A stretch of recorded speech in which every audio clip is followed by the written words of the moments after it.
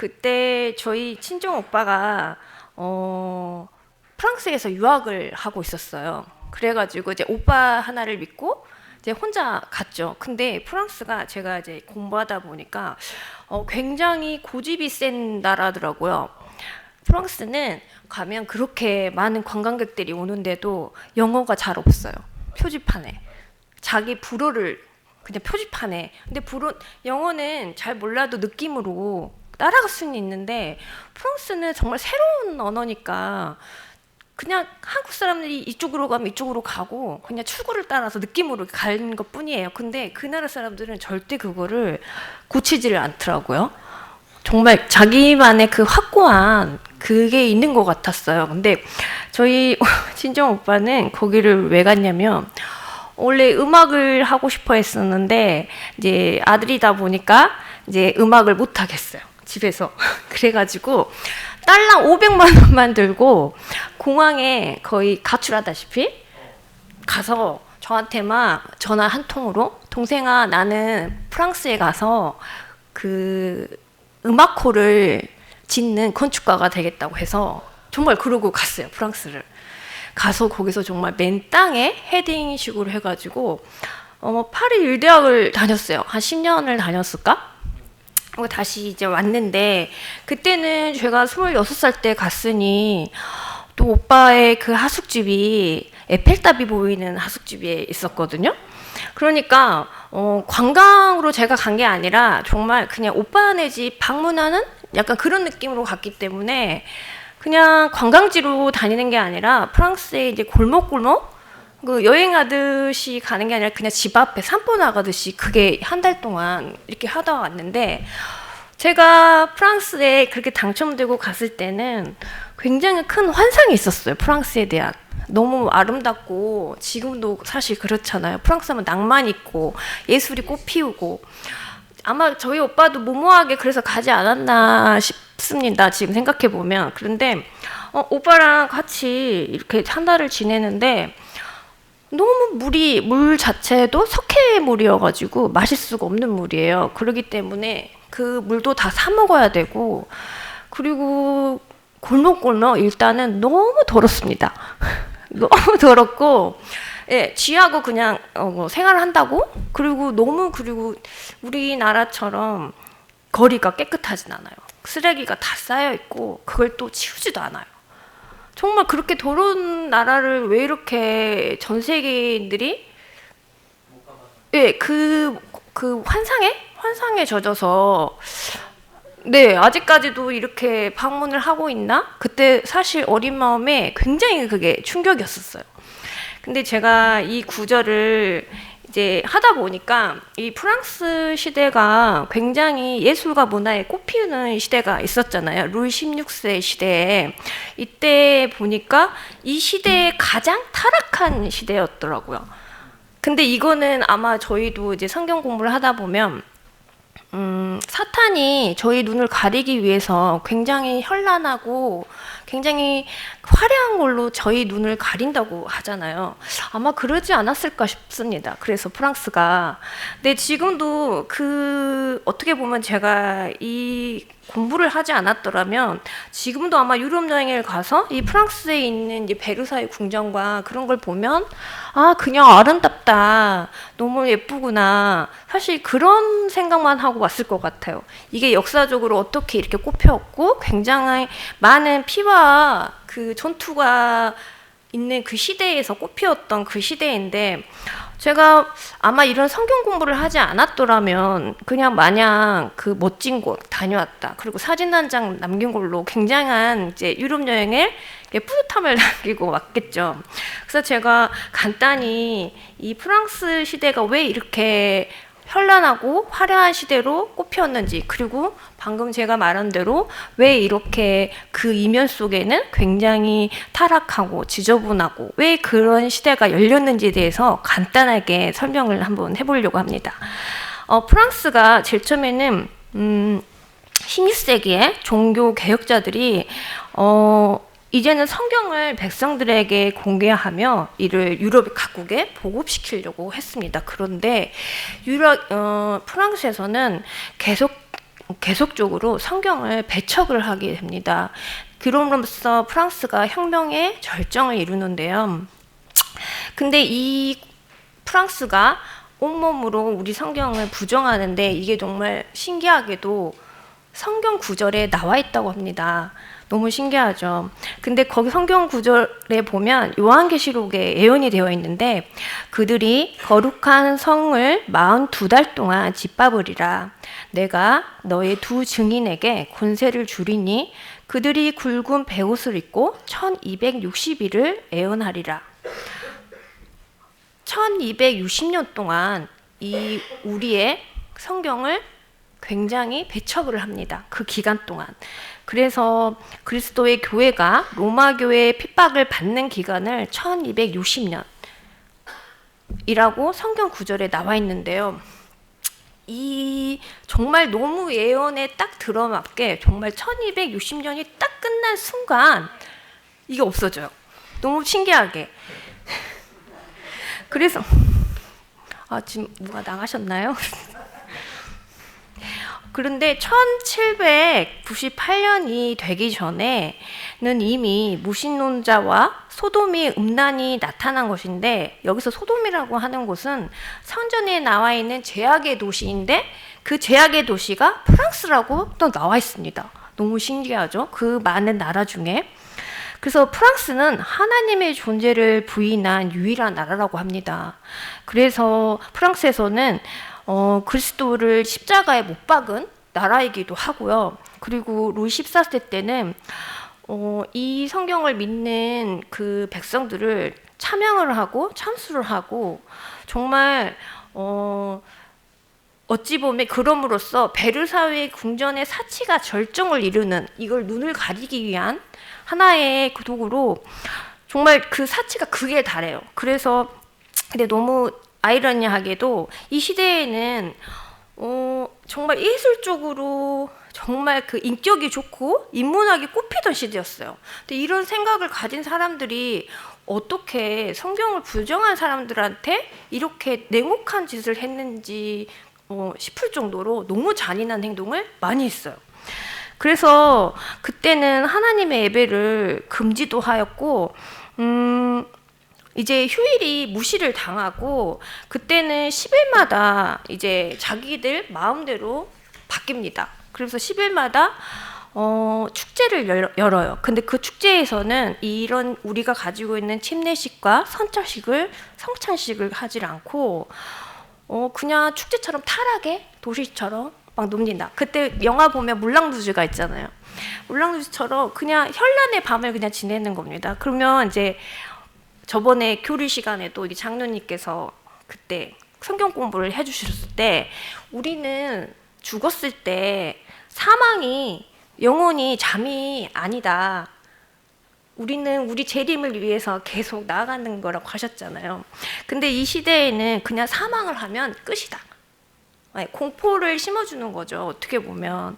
그러면서 우상 숭배가 나타나기 시작한다고 해요. 그때는 굉장히 잘은 모르겠지만 그 환란가? 네, 그게 많이 발달했던 것 같아요. 그래서 이 그 여신을 굉장히 많이 숭배했고요. 제가 그때 26살 때 여행을 갔을 때도 보면 한쪽은 굉장히 밝은 관광 도시인데 바로 한 블록만 따지면 굉장히 어두운 골목길이 많아요. 프랑스에서는 굉장히 성이나 뭐 이런 그 놀이에 굉장히 그거에 타락의 도시를 맛볼 수 있는 약간 유혹에 있는 도시가 공존을 하는 곳인 것 같아요. 그런데 그때 당시는 이 모든 사람들이 이 화려함과 그거에 심취가 되서서 이제 그냥 그 환란가에 있는 그 여자들과 뒹굴고 놀고 이런 거에 너무너무 이제 재미가 있었나 봐요. 그래서 이제 예수님에 대한 이거를 다 이제 잊어버린 거죠.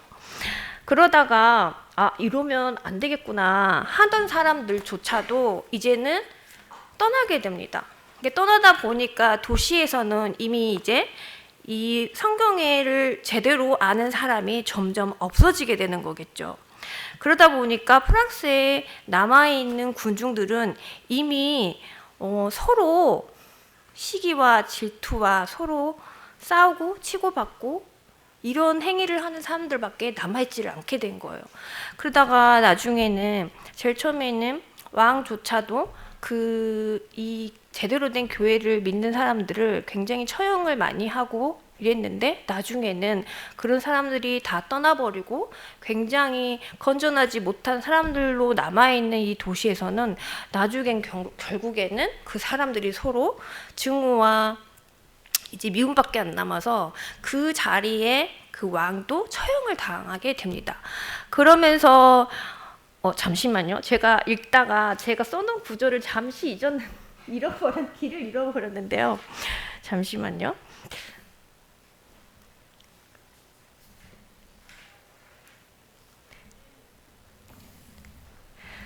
그런데 나중에는 이 모든 책임이 결국에는 그 교회, 그 로마 교회가 우리 프랑스가 종교개혁을 반대하도록 하는 일에 굉장히 애쓴 걸로 나와 있는 거죠. 어떻게 보면. 그러니까 우리는 로마 교회에 속고 있는 거죠. 그래서 종교개혁이 시작된 후 250년간 근데 끊임없이 이제 안정을 찾아서 프랑스를 떠난 사람들이 굉장히 많게 됩니다. 그래서 부자는 가난한 자를 학대하고 가난한 자는 부자를 증오하면서 도덕적 타락과 무신론자들이 굉장히 많아지죠. 그러니까 아까 말한 것처럼 그 사이에서 서로 죽이는 상황이 되다 보니까 왕도 처형을 당하고, 이제 사람들은 로마 교회가 반복해서 가르쳐온 잔이성과 고문을 그대로 따르게 됩니다. 근데 이 모든 게 사탄이라고 하는 거죠.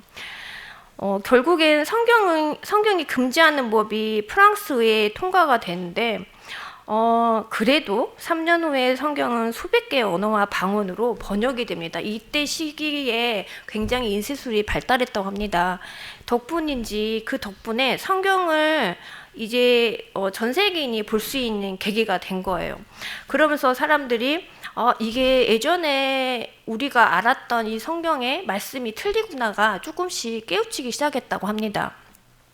그러면서 프랑스 이제 공포시대 그러면서 그 와중에 개신교였던 루터가 이게 조금 잘못됐다, 우리 다시 성경을 다시 공부를 해보자 싶어서 다시 루터 교도가 생겨나게 되는데, 근데 이미 너무 그 전에 이뤘던 생활들이 몸에 너무 익숙해져 버렸기 때문에 굉장한 큰 성과는 이루어내지 못했다고 합니다. 그 이후에 로저 윌리엄스가 신앙의 자유를 찾아서 신대륙을 떠나는데, 그 신대륙이 미국이에요. 근데 미국에서는 그래도 여러 나라의 인종이 섞여 있기 때문에 미국에서는 종교 자유를 헌법에 보증을 합니다.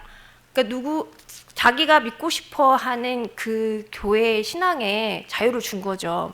근데 그전에서는 무조건 이 교회가 로마 교회가 아니면 죽음을 맞이하는 것밖에 없었는데, 그래도 미국에서는 자유의 나라인 만큼 종교도 자유를 얻게 되는 거죠. 근데 이미 익숙하게 우리는 토요일까지도 일을 하고 일요일날 쉬는 게 너무 그 많은 세월 동안 익숙해져 버린 거예요. 그러니까 우리가 일하고 있는 직장이나 모든 일들이 토요일날 안식일을 지킬 수 없는 구조로 지금 바뀐 거죠. 그러다가 점점 5일제로 바뀌고, 그 다음에 안식을 지켜야 되는 그 깨우침이 조금씩 하면서 이제 이루어지면서 이제 안식일이 토요일이다라는 생각을 갖는 사람들은 올바른 교회를 찾아가게 되는 거죠. 근데 우리의 제7일 안식일 예수 재림교회는 그 안식일 교회를 지키고자 하는 사람들의 그 교회이지만은, 아직도 다른 종교 집단들은 성경에 나와 있는 안식일이 토요일인지는 알지만 그거를 지키기에는 아직 그 자기의 현실적인 타협이 안 되고 여전히 성경에서 나와 있지 않는 일요일이 안식이라는 거를 찾고 있다고 합니다. 그런데 이게 정말 제가 전에도 얘기를 드렸지만 제가 이제 카톨릭 그 성당에 다녔을 때 거기에는 십계명을 꼭 이렇게 주기도문처럼 가면 애우기를 시키는 거예요. 근데 제가 여기 그 제7 안식일 여기 재림교회를 왔을 때 십계명을 안 하나요? 제가 이렇게 공부를 했을 때 그 얘기를 한 적이 있었어요. 근데 이 십계명이 저는 그때 너무 충격이었던 게 너무 틀린 거예요. 카톨릭 제가 배웠던 거기 교회하고 가장 큰 것 중에 하나가 제가 여기 사진을 찍어왔는데 저희 딸내미가 자꾸 전화를 해가지고 엄마 여기 간다고 했는데도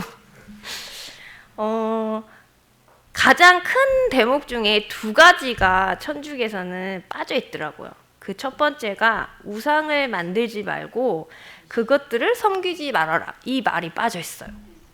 그러니까 천주교에서는 이미 우상이라는 게 성모 마리아상이 있고 그 로마 교회도 어떻게 보면 그 교황을 위주로 돌아가잖아요. 그러니까 그것도 하나의 우상을 섬기는 거고 그들만의 그냥 자기 교회를 믿으라고 따르는 거지 이 성경책에 나와 있는 그 말씀을 따르라고 한 교회가 아닌 거죠. 근데 이거를 눈 가리기 아웅식으로 없애버린 거예요. 십계명에. 그리고 두 번째가 안식일을 기억하며 거룩히 지켜라. 이 구절도 빠져 있어요. 왜냐하면 성경책에는 안식일이 분명 토요일이라고 나와 있기 때문에 이 말을 뺀 거예요. 네. 그래서 저는 이게 굉장히 충격이었어요. 왜냐하면 두 교회를 가봤기 때문에 왜 내가 확고히 이 우리의 교회를 다녀야 되는지 그거에 대해서 정말 명확해졌어요. 어떻게 보면 이 안식이란 일이 뭐 토요일이 될 수도 있고 일요일 될 수도 있지만 우리 성경 구절에는 안식일은 토요일이라는 게 정확하게 나와 있는데 왜 많은 다른 교회들은 이걸 부정하고 다른 요일을 굳이 만들어서 저희한테 강요를 했는지 그거 자체가 믿음이 이제 가지지를 않더라고요. 저희 애 나이입니다. 네, 그래서 저는 그때부터 아마 모든 다른 교회를 부정했던 것 같아요. 네, 그 다음부터는 토요일이 먼저 안식일인 거를 잠시만. 애나야, 엄마 교회 있다고. 네, 그러면서 지금도 많은 옆에 엄마들이 이제 천주교에는 굉장히 예쁘고 화려하고 이러기 때문에 주말마다 성당에 가는 거를 자랑 삼아 많이 올려요. 자기 개인 피드에 보면. 근데 저는 너무 안타까운 거예요, 사실. 저도 제일 처음에는 그 면사포라고 해야 되나요? 그 교회? 이게 너무 예뻐 보인 거예요. 그래서 교회 이렇게 묵주. 지금 김연아도 묵주를 끼고 있잖아요. 근데 김연아 볼 때도 제가 또 안타까운 거예요. 기도를 왜 다른 신한테 하고 있지? 하는 생각에. 그러기 때문에 주변에서 제가 이제 이런 교회 믿음에 대해서 얘기를 하면 하나님을 믿는데 조금 제대로 알고 믿어야 되지 않을까? 아니 정말 성경 구절에도 제가 그 말을 똑같이 합니다. 안식일이 토요일인 건 아니. 그냥 단지 그 예쁜 성당에 가고 싶어서 나는 하나님을 믿고 있다고 말하고 있는 거니. 그러면서 제대로 좀 말을 해주고 싶은데 이제 그들은 저를 이제 바라봤을 때는 제가 왜곡된 신앙을 갖고 있는 거죠. 어떻게 보면. 네.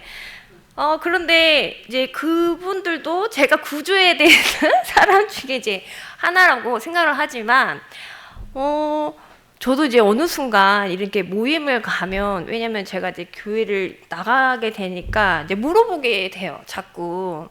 그러면, 예전 같았으면 이제 아이 이야기나 남편 이야기나 그런 얘기를 하게 되는데 이젠 저도 모르게 교회에 대한 왜곡된 그 고정관념을 막 설명을 하고 있는 거예요. 그러면 사람들이 막 빠져든다 하면서도 자꾸 듣고 있다는 거예요. 뭐 교회를 가볼까? 근데 일주일 사이에 또 마음이 변합니다. 정말로. 왜냐면 약간 제가 생각하기에는 그 이전의 교회들은 굉장히 부담을 줬던 것 같아요. 하나님을 만나기 전까지 너무 많은 우리에게 부담을 줬던 거죠. 그냥 하나님은 그냥 우리를 기다리고 계시는데 그거를 느끼기도 전에 너무 많은 규칙과 규율을 그리고 공포스러운 규칙을 저희한테 많이 제시를 하잖아요. 그러니까 뭐 잘못된 죄를 지으면 지옥을 간다. 너무 무섭잖아요. 그 지옥이 뭐든지는 모르지만 근데 저희 교회는 그렇진 않잖아요.